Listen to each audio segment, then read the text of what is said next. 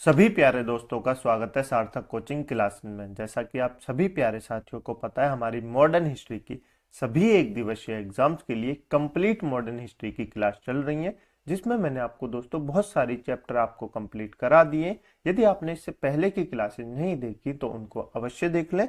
उसकी लिंक मैंने आपको नीचे डिस्क्रिप्शन में दे दी है, प्ले लिस्ट बनी हुई है। आप क्रम वाइज तरीके से सारी क्लासेसों को ले सकते हैं और अपने नोट्स बना सकते हैं। ठीक है दोस्तों, पिछली क्लास में दोस्तों हमने एक नया चैप्टर स्टार्ट किया था जिसका नाम था भारत में ब्रिटिश साम्राज्य का विस्तार कैसे हुआ था।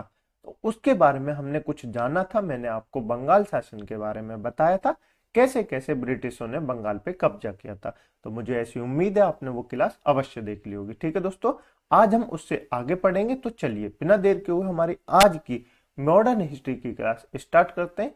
लेकिन उससे पहले जो प्यारे दोस्त नए हैं वो चैनल को सब्सक्राइब कर लेंगे, वीडियो को लाइक कर देंगे, दोस्तों में शेयर कर देंगे। ठीक है दोस्तों, चलिए अपनी क्लास स्टार्ट करते हैं। देखिए दोस्तों, पिछली क्लास में हमने जो चैप्टर स्टार्ट किया था, भारत में ब्रिटिश साम्राज्य का विस्तार कैसे हुआ था, उसके बारे में मैंने आपको बेसिक जानकारी पिछली क्लास में बताई थी। मैंने आपको बताई थी कि हम भारत में ब्रिटिश साम्राज्य के विस्तार को 6 भागों में बांटकर पढ़ेंगे। वो 6 भाग कौन कौन से थे? तो एक हम पढ़ेंगे बंगाल के बारे में। बंगाल प्रांत काफी अपने आप में समृद्ध जो था वो प्रांत था। इसके बारे में मैंने आपको पिछली क्लास में बता दिया था, तो मुझे ऐसी उम्मीद है आपने वो क्लास अवश्य देख ली होगी। ठीक है, बंगाल काफी इंपोर्टेंट है हमारे एग्जाम के लिए। ठीक है, उसके बाद आज हम जानेंगे मैसूर के बारे में और मराठाओं के बारे में। ठीक है, तो ये 3 भाग हो गए और बाकी के बचे पंजाब, अवध और ब्रिटिश विस्तारवादी नीतियों के बारे में। इनके बारे में हम अगली क्लास में जानेंगे। तो आज हम किस किस के बारे में जानेंगे? मैसूर और मराठा जो प्रांत थे, मराठा जो साम्राज्य थे, उनके बारे में आज हम जानेंगे। कैसे कैसे ब्रिटिश ने मैसूर और मराठा पे कब्जा कर लिया, अपना शासन स्थापित कर लिया था। ठीक है, तो इनके बारे में आज हम जानेंगे। ये तो आपको कंप्लीट है कि भारत के ब्रिटिश साम्राज्य विस्तार को हमने कितने भागों में बांटा है? तो 6 भागों में बांटा है। कौन कौन से? आप कहेंगे एक मैंने आपको बंगाल के बारे में बताया, एक मैं मैसूर के बारे में आपको आज बताऊंगा और मराठाओं के बारे में आज बताऊंगा। बाकी जो बचे 3 कौन कौन से? अवध, पंजाब और विस्तार, जो ब्रिटिशों की विस्तारवादी नीतियां थी, उनके बारे में भी हम पढ़ेंगे। ठीक है दोस्तों, अगली क्लास में उनके बारे में जानेंगे। तो आज हम सबसे पहले जानते हैं दोस्तों मैसूर। मैसूर में कैसे ब्रिटिश साम्राज्य का विस्तार हुआ उसके बारे में जान लेते हैं। ठीक है दोस्तों, सबसे पहले हम मैसूर की पृष्ठभूमि के बारे में जान लेते हैं। ये जो मैसूर साम्राज्य है, इसकी स्थापना कैसे हुई उसके बारे में जान लेते हैं। जैसे हमने बंगाल के बारे में जाना था, तो ऐसे ही हम जो है मैसूर के बारे में जान लेते हैं। मैसूर जो साम्राज्य की स्थापना है वो कैसे कैसे हुई। ठीक है दोस्तों, मैसूर का उदय कैसे हुआ? तो 1565। कब दोस्तों? 1565 में एक तालीकोटा का युद्ध हुआ, जिसको दोस्तों राक्षस तांगड़ी का युद्ध भी कहा जाता है। तो ऐसा मुझे उम्मीद है आपको याद होगा, जब मैंने आपको विजयनगर साम्राज्य के बारे में पढ़ाया था, तो मुझे ऐसी उम्मीद है आपको ये याद होगा। तालीकोटा के युद्ध को राक्षस तांगड़ी का युद्ध भी कहा जाता है। ये युद्ध किस किस के मध्य हुआ? तो ये युद्ध 2 साम्राज्यों के मध्य हुआ। एक तो विजयनगर साम्राज्य के मध्य हुआ और एक जो दक्कन के गुट थे उनके मध्य ये युद्ध हुआ था। तो दक्कन के गुटों में किस किस ने भाग लिया? एक तो अहमदनगर ने भाग लिया, गोलकुंडा ने भाग लिया, बीजापुर ने भाग लिया, बरार और बीदर, इन 5 लोगों ने जो दक्कन के गुट थे उनके युद्ध किसका हुआ? विजयनगर साम्राज्य का युद्ध हुआ। कौन सा? तालीकोटा का युद्ध, जिसको राक्षस तांगड़ी का युद्ध भी कहा जाता है। तो तालीकोटा का युद्ध कब हुआ? 1565 में हुआ। इसी युद्ध के बाद दोस्तों विजयनगर साम्राज्य का विघटन हो गया। विजयनगर साम्राज्य दोस्तों छोटे छोटे राज्यों में उसका उदय होने लगा। इतना बड़ा जो विजयनगर साम्राज्य था, लगभग दक्षिण के भाग पे, आधे से ज्यादा भाग पे विजयनगर साम्राज्य था, उसके टुकड़े बट गए। वो छोटे छोटे राज्यों में उसके उदय होने लगे, मतलब छोटे छोटे प्रांतों में अलग अलग राजा होने लगे। उन्हीं में से एक था मैसूर। क्या था? मैसूर, जिसको दोस्तों वाडियार वंश ने स्थापित की थी। किसकी? मैसूर की। ठीक है दोस्तों, और विजयनगर साम्राज्य की किसने स्थापना की थी? तो आप कहेंगे हरिहर राय और बुक्का राय ने इसकी स्थापना की थी। ऐसी मैसूर राज्य की स्थापना किसने की? वोडियार वंश ने की, जो कि एक स्वतंत्र शासन था। क्योंकि विजयनगर साम्राज्य को तो विघटन हो गया, तो मैसूर के जो वोडियार वंश थे वो अपने आप में एक स्वतंत्र शासन हो गया था। ठीक है दोस्तों, इसकी स्थापना किसने की वोडियार वंश की? तो यदु राय वोडियार ने की। किसने? यदु राय वोडियार ने की सन 1399 में। आपको याद नहीं रखना। वोडियार वंश का कौन है? यदुराय वोडियार है। उस समय दोस्तों मैसूर का ये संस्थापक नहीं था, मैसूर के वोडियार वंश का संस्थापक नहीं था, क्योंकि विजयनगर साम्राज्य का जो विघटन हुआ वो 1565 के राक्षस तांगड़ी के, जिसको तालीकोटा का युद्ध कहा जाता है, उसके बाद हुआ था। तो उसने मैसूर में अपने वाडियार वंश की स्थापना की थी। कब? 1565 में। ठीक है, याद रखेंगे बिल्कुल। इस वंश का अंतिम शासक कौन था? तो इस वंश का अंतिम स्वतंत्र शासक था कृष्णराज द्वितीय। कौन था? कृष्णराज द्वितीय इस वंश का अंतिम स्वतंत्र शासक था। ये शासक दोस्तों मात्र एक नाम मात्र का शासक माना जाता है। इसकी शक्तियां किसके पास थी? तो इसकी शक्तियां थी, वास्तविक जो शक्तियां थी वो दो मंत्रियों के पास थी। किसकी? दो मंत्रियों के पास थी। एक था नंदराज जो कि वित्त मंत्री था, और एक था देवराज जो कि सेनापति था।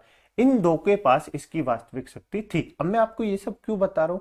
क्योंकि मैसूर में हैदर अली और टीपू सुल्तान के बारे में हमको जानना है। तो पहले हमको हैदर अली के आने से पहले मैसूर की पृष्ठभूमि को तो जानना होगा। मैसूर कैसे आया, क्यों आया, तो उसके बारे में मैं आपको बता रहा हूँ। ये जो नंदराज है वित्त मंत्री था, उसी का पुत्र था हैदर अली। कौन था? हैदर अली। ठीक है, ये जब मैसूर का शासक बना उस समय कहाँ का फौजदार था? तो जब ये मैसूर का शासक बना उस समय डिंडीगुल का फौजदार था। कहाँ का? डिंडीगुल का फौजदार था सन 1755 में। और ये 1761 में क्या बना? मैसूर का शासक बना हैदर अली। याद रखेंगे बिल्कुल, एग्जाम में पूछा जाता है हैदर अली मैसूर का शासक कब बना? तो हैदर अली मैसूर का शासक सन 1761 में बना। ठीक है, याद रखेंगे। हैदर अली की कुछ नीतियां थी, उनके बारे में जान लेते हैं। तो इसने सैन्य सुधार करवाए, आर्थिक सुधार करवाए और धार्मिक सहिष्णुता, ये याद रखना एग्जाम में पूछा जाता है। चामुंडेश्वरी देवी मंदिर हेतु इसने दान दिया था। किसने? हैदर अली ने। और सिक्कों पर शिव, पार्वती और विष्णु का अंकन किया था। तो एग्जाम में पूछा जाता है कि ऐसा कौन सा मैसूर का शासक है जिसने सिक्कों पर शिव और पार्वती व विष्णु के चित्रों का अंकन किया था? तो किसने? हैदर अली ने किया था। याद रखेंगे बिल्कुल, याद रखेंगे। ये फ्रांस के अनुकूल था, यानी कि फ्रांस से इसकी बात नहीं बनती थी। जो फ्रांसीसी कंपनी थी ये इनके विरुद्ध था। कौन? हैदर अली। आपको पता है जो चीज फ्रांसीसियों के विरुद्ध हो वो किसके पक्ष में होगी? अंग्रेजों के पक्ष में होगी। और जो चीज अंग्रेजों के विरुद्ध होगी वो किसके पक्ष में होगी? वो फ्रांसीसियों के पक्ष में होगी। ठीक है, तो याद रखेंगे ये किसके विरुद्ध था? हैदर अली फ्रांसीसियों के विरुद्ध था। इसलिए इसने ब्रिटेनों के लिए, किसने? ब्रिटिशों के लिए, ब्रिटिश कंपनियों के हित में मालाबार तट बनवाया। कौन सा? मालाबार तट बनवाया, जिससे मसाला व्यापार हो सके। याद रखेंगे बिल्कुल, याद रखेंगे। अंग्रेजों की साम्राज्यवादी नीति जो है वो दक्षिण में विस्तार होने लगी हैदर अली के समय। ठीक है, तो ये आप याद रखेंगे हैदर अली से। हैदर अली कब मैसूर का शासक बना? सन 1761 में हैदर अली मैसूर का शासक बना। मैसूर का शासक बनने से पहले हैदर अली कहाँ का फौजदार था? तो हैदर अली मैसूर का शासक बनने से पहले डिंडीगुल का फौजदार था। याद रखेंगे, एग्जाम में पूछा जाता है। कितने आंग्ल मैसूर संघर्ष हुए? कितने आंग्ल मैसूर युद्ध हुए? तो 4 आंग्ल मैसूर युद्ध हुए। आपको याद रखना है, एग्जाम में पूछा जाता है। कितने आंग्ल मैसूर युद्ध हुए? तो 4 आंग्ल मैसूर युद्ध हुए, 4 आंग्ल मैसूर संघर्ष हुए। याद रखेंगे बिल्कुल, याद रखेंगे। कौन कौन से हुए उनके बारे में याद रखनी है, डेट आपको याद रखनी है, और किस किस के मध्य हुआ ये भी आपको याद रखना है। तो प्रथम कब हुआ? 1767 से लेके 69 तक हुआ। कब? 1767 से लेके 69 तक हुआ।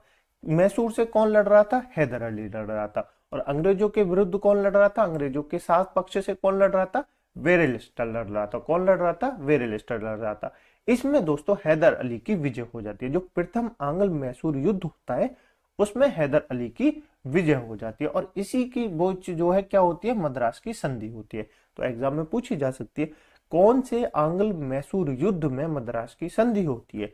तो प्रथम आंग्ल मैसूर युद्ध में मद्रास की संधि होती है। ठीक है, प्रथम आंग्ल मैसूर युद्ध को जीता कौन था? तो हैदर अली इसको जीता था। उसके बाद द्वितीय आंग्ल मैसूर युद्ध, कौन सा? द्वितीय आंग्ल मैसूर युद्ध कब हुआ? 1780 से लेकर 1784 तक हुआ। इस समय मैसूर से कौन लड़ा था? तो हैदर अली और टीपू, ये दोनों लड़े थे। क्योंकि हैदर अली की द्वितीय आंग्ल मैसूर युद्ध में मृत्यु हो जाती है, उसकी डेथ हो जाती है, तो उसकी जगह टीपू भी द्वितीय आंग्ल मैसूर युद्ध में लड़ाई लड़ता है। तो किसके विरुद्ध लड़े थे? अंग्रेजों की तरफ से कौन लड़ रहा था? वारेन हेस्टिंग लड़ रहा था। कौन लड़ रहा था? वारेन हेस्टिंग लड़ रहा था। इसमें दोस्तों हैदर अली व टीपू जो है वो हार जाते हैं, पराजित हो जाते हैं। यानी द्वितीय आंग्ल मैसूर युद्ध को कौन हार जाता है? तो कौन हार जाता है? टीपू सुल्तान हार जाता है। ठीक है दोस्तों, इसी के परिणाम स्वरूप क्या होती है? मंगलोर की संधि होती है। कब हुई? 1784 को हुई। याद रखेंगे, बिल्कुल याद रखेंगे। तो मंगलोर की संधि कौन से आंग्ल मैसूर युद्ध में हुई? द्वितीय आंग्ल मैसूर युद्ध में हुई। कब हुई? 1784 को हुई। ठीक है, उसके बाद तृतीय आंग्ल मैसूर युद्ध कब हुआ? 1790 से लेके 1792 के मध्य तृतीय आंग्ल मैसूर युद्ध हुआ था। ठीक है, आपको याद रखना है। इस युद्ध में मैसूर की तरफ से कौन लड़ रहा था? तो टीपू सुल्तान लड़ रहा था, क्योंकि हैदर अली की तो द्वितीय आंग्ल मैसूर युद्ध में डेथ हो गई थी, तो इसलिए टीपू सुल्तान तृतीय आंग्ल मैसूर युद्ध में अकेला लड़ रहा था। और अंग्रेजों की तरफ से कौन लड़ रहा था? तो कॉर्नवालिस लड़ रहा था। कौन? कॉर्नवालिस लड़ रहा था। इसमें भी किसकी विजय होती है? अंग्रेजों की विजय होती है, और इसमें टीपू की हार होती है। और इसी के परिणाम स्वरूप क्या होती है? श्रीरंगपट्टनम की संधि होती है। किसकी होती है? श्रीरंगपट्टनम की संधि होती है सन 1792 में। याद रखेंगे, एग्जाम में पूछी जाती है, काफी इंपोर्टेंट है। श्रीरंगपट्टनम की संधि कौन से आंग्ल मैसूर युद्ध के समय हुई? तो आप कहेंगे तृतीय आंग्ल मैसूर युद्ध के समय क्या हुई? श्रीरंगपट्टनम की संधि हुई। कब हुई? 1792 में हुई।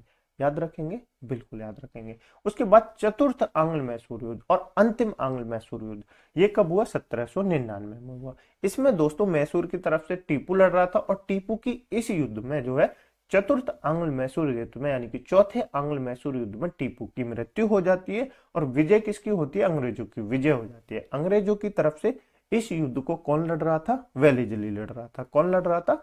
वेलीजली लड़ रहा था। इसमें टीपू की हार हो जाती है और टीपू की मृत्यु हो जाती है। इसी के साथ दक्षिण में दोस्तों अंग्रेजों का प्रभुत्व आ जाता है। किसका? अंग्रेजों का प्रभुत्व आ जाता है। तो याद रखेंगे, बिल्कुल। ये था दोस्तों मैसूर के बारे में। तो आपको कैसा लगा? मुझे उम्मीद है आपको क्लास अच्छी लग रही होगी। यदि आपको क्लास अच्छी लग रही है तो वीडियो को लाइक कर दें, दोस्तों में शेयर कर दें, चैनल को सब्सक्राइब जरूर कर लें। ठीक है दोस्तों, मैंने आपको बंगाल के बारे में बता दिया और मैसूर के बारे में, दोनों के बारे में बता दिया। आपको दोनों चीजें याद होनी चाहिए। ठीक है, अब जान लेते हैं दोस्तों मराठा में ब्रिटिश शासन की स्थापना। तो कैसे कैसे दोस्तों मराठा साम्राज्य में ब्रिटिश शासन की स्थापना हो गई। जो इतने बड़ी शक्तिशाली थी, इतने बड़ी सामर्थ्यवान जो मराठा साम्राज्य था, वो कैसे उसका पतन हो गया और कैसे अंग्रेजों ने उन पे कब्जा कर लिया। जिस मराठा साम्राज्य के संस्थापक छत्रपति शिवाजी महाराज थे, कैसे उस साम्राज्य का विघटन हो गया और कैसे कैसे ब्रिटिशों ने उस पर कब्जा कर लिया। तो ये आज की क्लास में हम जानेंगे। ठीक है, चलिए थोड़ा सा दोस्तों मराठा शक्ति के बारे में जान लेते हैं कि मराठाओं में कौन कौन से राजा हुए, कैसे कैसे उनका जो है वो शासन चला था। तो उसके बारे में हम जान लेते हैं बेसिक सी जानकारी। ठीक है, सबसे पहले छत्रपति। छत्रपति कौन होते थे? छत्रपति दोस्तों वो होते थे जो शिवाजी महाराज के, कौन? छत्रपति शिवाजी महाराज के जो वंशज थे, वो उपाधि धारण करते थे। किसकी? छत्रपति की। दूसरी तरफ थे पेशवा। तो दो शासन हुए मराठाओं में, एक तो छत्रपति का शासन हुआ और एक पेशवाओं का शासन हुआ। तो दोनों को हम अलग अलग बारे में बता देता हूं मैं आपको कैसे कैसे था। छत्रपति कौन थे? शिवाजी महाराज थे, जो कि मराठा साम्राज्य के संस्थापक थे। फिर इनके बाद उनका पुत्र हुआ संभाजी। कौन? संभाजी महाराज कौन थे? उनके बाद उनके मराठा साम्राज्य के जो वो थे शासक थे, वो से शंभूजी महाराज। ठीक है, उसके बाद राजा राम और ताराबाई थे, जिनका क्या नाम था? शिवाजी द्वितीय नाम था राजा राम का। ठीक है, उसके बाद साहू जी महाराज हुए और उसके बाद राजा राम द्वितीय हुए। याद रखेंगे, बिल्कुल। ये थे दोस्तों छत्रपति शिवाजी महाराज के जो वंशज थे, उनके जो शासक थे, उनके वंशजों के जो शासक थे, उनके बारे में। राजा राम द्वितीय के बाद ही दोस्तों पेशवा जो है वो क्या होने लगे? पेशवा अपना अधिकार करने लगे और पेशवा जो है मराठा साम्राज्य के संस्थापक हो गए। ठीक है, तो पहले छत्रपति थे, फिर पेशवा हो गए, यानी कि अब छत्रपतियों का जो वो है समाप्त हो जाता है और शासक कौन करने लगता है? पेशवा जो है वो शासक करने लगते हैं। याद रखेंगे, बिल्कुल। सबसे पहले बालाजी विश्वनाथ ने किया। किसने? बालाजी विश्वनाथ पहला पेशवा था, जो कि 1713 से लेकर 1720 तक रहा।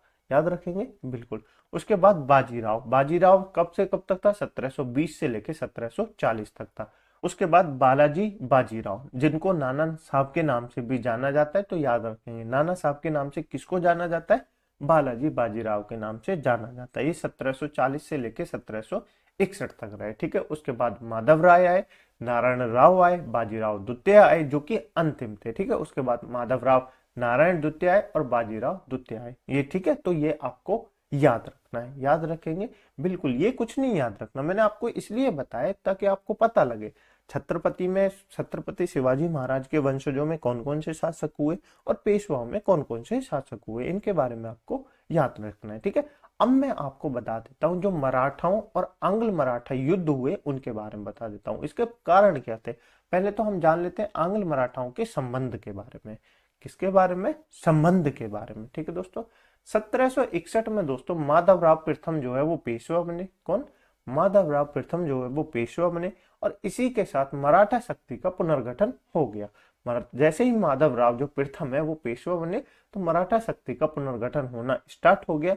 लेकिन 1772 में, कैसे? 1772 में जब माधवराव प्रथम की मृत्यु हो जाती है तो क्या हो जाती है? मराठाओं में आपसी कलह होने लगता है। कलह क्यों होने लगता है? देखिए, मराठाओं में आपसी कलह इसलिए होने लगता है, जो माधवराव प्रथम थे उनका छोटा भाई नारायण राव राजा बनना चाहता था और एक तरफ जो है उनके चाचा रघुनाथ राव राजा बनने चाहते थे। तो रघुनाथ राव ने हत्या करवा दी माधवराव प्रथम के छोटे भाई नारायण राव की। किसकी दोस्तों? माधवराव प्रथम के छोटे भाई नारायण राव की हत्या करवा दी किसने? चाचा रघुनाथ राव ने। याद रखेंगे बिल्कुल, इसलिए दोस्तों कलह होने लगा। नाना फडणवीस ने, महादाजी सिंधिया ने माधवराव सेकंड, किसको? माधवराव सेकंड के जो पुत्र थे, नारायण राव का पुत्र है ये माधवराव सेकंड। ये जो नारायण राव है जिनकी हत्या रघुनाथ राव ने कर दी थी, उनके पुत्र है माधवराव सेकंड को पेशवा बना दिया। मतलब फिर भी रघुनाथ राव को पेशवा नहीं बनाया। रघुनाथ राव ने जो है माधवराव प्रथम के छोटे भाई नारायण राव की हत्या कर दी, लेकिन उनको फिर भी पेशवा नहीं बनाएगा। पेशवा किसको बनाया गया? नारायण राव के पुत्र माधवराव द्वितीय को। याद रखेंगे बिल्कुल। अब जान लेते हैं दोस्तों जो हमारे लिए इंपोर्टेंट है वो है प्रथम आंग्ल मराठा युद्ध। तो कितने आंग्ल मराठा युद्ध हुए? तो 3 आंग्ल मराठा युद्ध हुए। आपको याद रखनी है कितने आंग्ल मराठा युद्ध हुए? 3 आंग्ल मराठा युद्ध हुए। ठीक है, कब से कब तक था प्रथम आंग्ल मराठा युद्ध? तो 1775 से लेकर 1782 तक था। याद रखेंगे बिल्कुल। इसके पक्ष में कौन था, यानी कि लड़ किस किस के विरुद्ध रहे थे? तो मराठा और वारेन हेस्टिंग के विरुद्ध ये युद्ध हुआ था। वारेन हेस्टिंग अंग्रेजों के विरुद्ध से लड़ रहा था, अंग्रेजों के पक्ष से लड़ रहा था, और मराठाओं के पक्ष से कौन लड़ रहा था? तो ये आपको याद रखना है। ठीक है, उसके बाद इसके कारण क्या थे? प्रथम आंग्ल मराठा युद्ध के कारण क्या थे जो ये युद्ध हुआ? तो मराठाओं के संघ के प्रमुख हेतु मराठाओं का आंतरिक संघर्ष। इसका जो कारण माना जाता है, वो सबसे ज्यादा जो कारण इंपोर्टेंट माना जाता है वो मराठाओं की आपसी कलह था। यानी कि जो रघुनाथ राव थे वो क्या थे? वो पेशवा बनना चाहते थे। ठीक है दोस्तों, तो लेकिन बना किसको दिया पेशवा? माधवराव द्वितीय को बना दिया। तो रघुनाथ राय जो है वो गुस्सा हो गए, वो क्रोधित हो गए, वो जाके अंग्रेजों से मिल गए। अंग्रेजों के साथ उनके बीच एक संधि हुई जिसके कारण प्रथम आंग्ल मराठा युद्ध हुआ, हमको देखने को मिला था। ठीक है, तो याद रखेंगे। जैसे कि मैंने आपको बताया 1772 में जब माधवराव प्रथम की मृत्यु हो गई तो उनके पुत्र नारायण राव और किसको दोस्तों? चाचा रघुनाथ राव को क्या हुआ? उनके बीच संघर्ष होने लगा कि मैं राजा बनूंगा। रघुनाथ राय जो कहते थे कि मैं राजा बनूंगा, मैं पेशवा बनूंगा, और बना किसको दिया? माधव राय को, जो नारायण राव का पुत्र था, जिसको रघुनाथ राव ने नारायण राव को मार दिया। तो नारायण राव का जो पुत्र था माधव राव द्वितीय, उसको पेशवा बना दिया गया। याद रखेंगे बिल्कुल। इसका परिणाम क्या हुआ? प्रथम आंग्ल मराठा युद्ध का परिणाम क्या हुआ? तो प्रथम युद्ध आंग्ल मराठा युद्ध का परिणाम हुआ सालाबाई की संधि। किसकी? सालाबाई की संधि हुई प्रथम आंग्ल मराठा युद्ध का परिणाम। कब हुई? 1782 में हुई। हैंगस्टन और फडणवीस के मध्य ये जो है वो प्रथम आंग्ल मराठा युद्ध की संधि हुई, सालाबाई की संधि। तो एग्जाम में पूछी जाती है सालाबाई की संधि किस आंग्ल मराठा युद्ध के बाद हुई? तो प्रथम आंग्ल मराठा युद्ध के बाद हुई सालाबाई की संधि। ठीक है, याद रखेंगे। इसमें क्या क्या हुआ दोस्तों उसके बारे में आपको बता देता हूं। तो सालसेट और एलिफेंटा द्वीप जो है वो अंग्रेजों को दे दिया और अंग्रेजों ने माधवराव द्वितीय को पेशवा मान लिया और भविष्य में कभी भी 20 वर्षों तक शांति फैलाने की बात हुई और रघुनाथ राव को पेंशन देने की बात की किसने? अंग्रेजों ने। ठीक है, तो ये तो हुआ था प्रथम आंग्ल मराठा युद्ध के बाद। सालाबाई की संधि प्रथम आंग्ल मराठा युद्ध के बाद हुई और कुछ कुछ बयान आपको जैसे कि बता दिया, जैसे अंग्रेजों ने माधवराव द्वितीय को पेशवा मान लिया और भविष्य में 20 वर्षों तक कोई युद्ध लड़ने की वो हुई संधि। ठीक है, और रघुनाथ राव को पेंशन के रूप में भेज दिया, पेंशन देने लगे।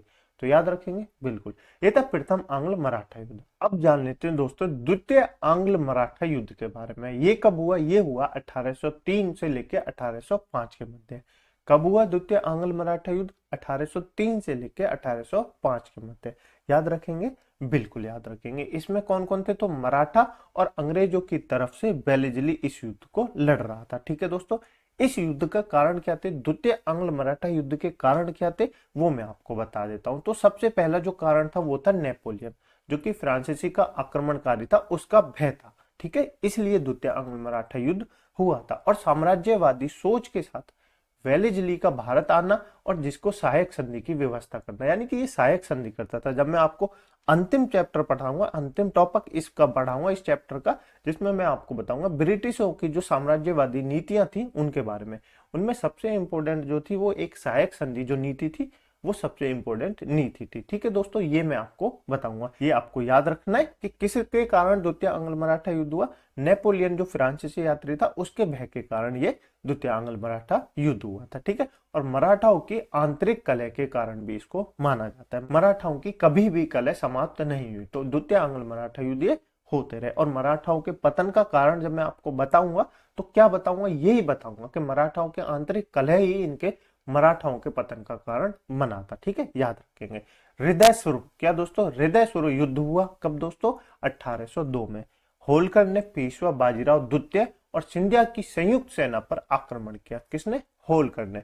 पेशवा बाजीराव द्वितीय ने, होलकर कौन थे? पेशवा बाजीराव द्वितीय ने सिंधिया की संयुक्त सेना पर आक्रमण किया और पुणे पर अधिकार कर लिया। पेशवा बाजीराव द्वितीय रघुनाथ राव का पुत्र था। कौन था? पेशवा जो बाजीराव द्वितीय था वो रघुनाथ राव का पुत्र था। ने अंग्रेजों के साथ बेसिन सहायक संधि की। क्या दोस्तों? बेसिन सहायक संधि की। ये जो पेशवा बाजीराव द्वितीय था इसने अंग्रेजों के साथ बेसिन सहायक संधि की कि आप मुझे पेशवा बनवाइए, मैं आपको जो आप मांगे वो दे दूंगा। तो उसके मध्य क्या हुई? बेसिन सहायक संधि हुई। इस युद्ध को जीतने के बाद क्या हुआ? द्वितीय आंग्ल मराठा युद्ध को जीतने के बाद क्या हुआ?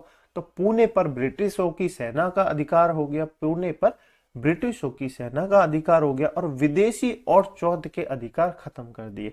ये चौथ क्या है दोस्तों? चौथ और सरदेशमुखी जो छत्रपति शिवाजी महाराज ने लगाए थे उसके अधिकार खत्म कर दिए। ठीक है, और गायकवाड़ और निजाम पर हमला नहीं करने का जो इसमें सहायक संधि में प्रण लिया गया था। ठीक है, और सूरत, ताप्ती और नर्मदा क्षेत्र जो है वो भी अंग्रेजों को दे दिए।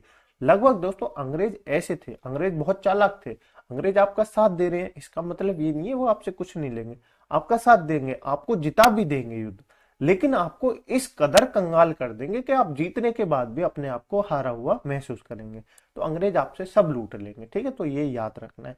मराठाओं हेतु ये अपमानजनक सहायक संधि हुई थी। ठीक है, और द्वितीय आंग्ल मराठा युद्ध जो है वो काफी अपमानजनक जो है वो मराठाओं के लिए रहा था। जैसे मैंने आपको बताया मराठा ऐसे होते हैं, यानी कि अंग्रेज जो है वो ऐसे होते थे जिन्होंने सब कुछ लूटना ही उनका काम था। पेशवा उनकी तरफ चले तो जाते थे, पेशवा उनके पास चले तो जाते थे अपनी सहायता मांगने के लिए कि आप हमारी सहायता कीजिए, हमको पेशवा बनवाइए, आप जो मांगेंगे हम आपको वो देंगे। तो अंग्रेज उनसे सब कुछ लूट लेते थे।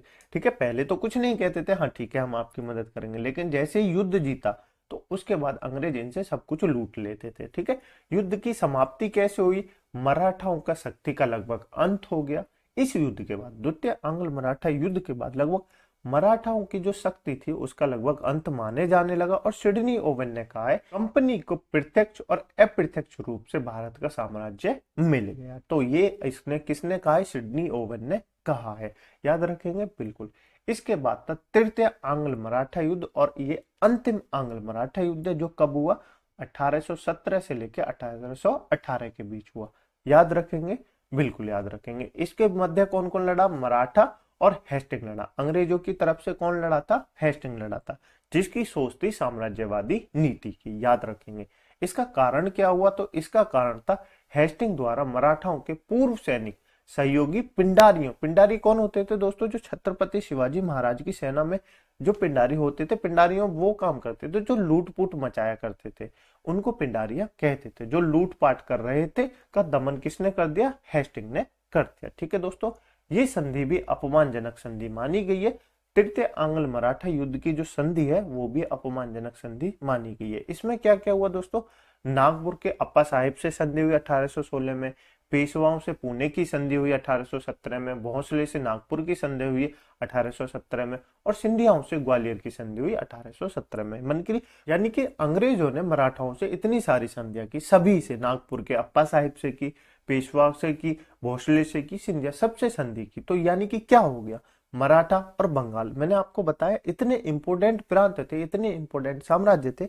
अगर कोई व्यक्ति इन दो साम्राज्यों पे अपना अधिकार कर लेता है तो ये माना जाता है लगभग क्या दोस्तों, सारे भारत पे, संपूर्ण भारत पे क्या हो जाएगा, उनका अधिकार हो जाएगा, ऐसा माना जाता है। और जो अंग्रेजों ने किया तो क्या माना जाने लगा कि अंग्रेजों ने लगभग सभी पूरे भारत पे, क्या दोस्तों, पूरे भारत पे अंग्रेजों का अधिकार हो गया है इस युद्ध के बाद, तृतीय आंग्ल मराठा युद्ध के बाद। याद रखेंगे बिल्कुल।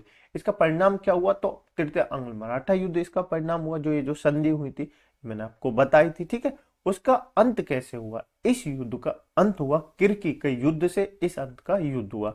इसमें पेशवा पराजित हो गए और वो जो है वो पेंशनर बन गए। जैसे मैंने आपको मुगलों के बारे में बताया था, मुगल अंत में क्या बन जाते हैं, पेंशनर बन जाते हैं, ठीक है। तो ऐसे ही जो है पेशवा जो है इस युद्ध में पराजित हो गए और वो क्या बन गए, पेंशनर बन गए।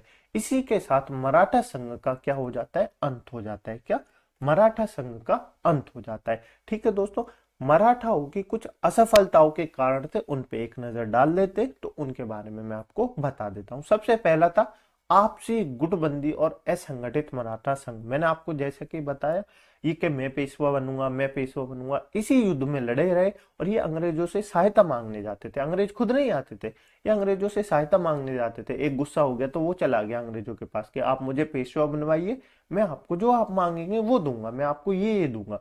तो अंग्रेजों को तो अपना फायदा चाहिए, उन्होंने फायदे के कारण क्या हुआ, पूरे मराठा साम्राज्य का जो है वो पतन हो गया। ठीक है, और मराठाओं की युद्ध नीति, मराठाओं की युद्ध नीति छत्रपति शिवाजी के महाराज, यानी कि छत्रपति शिवाजी महाराज के बाद जो पेशवा हुए उनकी युद्ध नीति वो काफी कुशल नहीं थी और कमजोर नौसैनिक क्षमता भी किसके पास थी, मराठाओं के पास थी। चौथ और सरदेशमुखी नीति भी इसका कारण मानी जाती है मराठाओं की असफलताओं की। एक गरीब किसान दोस्तों चौथ यानी कि 1/4 भाग अपनी जमीन का कैसे दे देगा, अपनी फसल का कैसे दे देगा। और सरदेशमुखी जो कर लगाए थे ये भी मराठाओं की असफलताओं के कारण माने जाते हैं। और स्थिर आर्थिक नीति का अभाव था, यानी कि कोई एक स्थिर व्यवस्था नहीं थी। योग्य नेतृत्व का अभाव, ये तो जैसे आपको पता चल गया। और ब्रिटिशों की उत्तम कूटनीति, ब्रिटिशों की सबसे उत्तम कूटनीति क्या होती है, जैसे उनके पास कोई सहायता मांगने गया, उनको पता है कि अगर ये हमारे पास सहायता मांगने आया है तो हम इसको जिता तो देंगे, ये क्या हो जाएगा, हमारा कठपुतली हो जाएगा, क्या हो जाएगा, हमारे नाचों पे नाचेगा, हमारी उंगलियों पे ये नाचेगा। तो इसलिए अंग्रेजों के पास क्या थी, उत्तम कूटनीति थी। ठीक है दोस्तों, आज मैंने आपको दोस्तों मैसूर साम्राज्य और मैंने आपको मराठा साम्राज्य के बारे में बताया, कैसे कैसे ब्रिटिश साम्राज्य का विस्तार इन दो प्रांतों में हुआ, मैसूर में और मराठाओं में। तो आपको क्लास कैसी लगी, मुझे ऐसी उम्मीद है आपको क्लास अच्छी लगी होगी। कमेंट बॉक्स में अपने ओपिनियन अवश्य बताया करें कि आपको क्लास कैसी लगी। ठीक है, इस क्लास की पीडीएफ डाउनलोड करने के लिए आप हमारे टेलीग्राम ग्रुप को ज्वाइन कर लेना, उसकी लिंक मैंने आपको नीचे डिस्क्रिप्शन में दे दी है। ठीक है दोस्तों, वहां पे जाना, टेलीग्राम ग्रुप से पीडीएफ डाउनलोड करना और अपने नोट्स अवश्य बना लेना। ठीक है दोस्तों, टेलीग्राम ग्रुप को अवश्य ज्वाइन कर लें क्योंकि इस वाली क्लास की पीडीएफ और आने वाली सभी क्लासेसों की पीडीएफ आपको उसी टेलीग्राम ग्रुप पर मिलेगी। तो इसलिए आप टेलीग्राम ग्रुप को अवश्य ज्वाइन कर लें। ठीक है, क्लास कैसी लगी कमेंट बॉक्स में जरूर बताएं। चलिए मिलते हैं अगली क्लास में, इसी चैप्टर को कंटिन्यू करेंगे। तब तक के लिए अपना ध्यान रखिएगा। जय हिंद, जय भारत।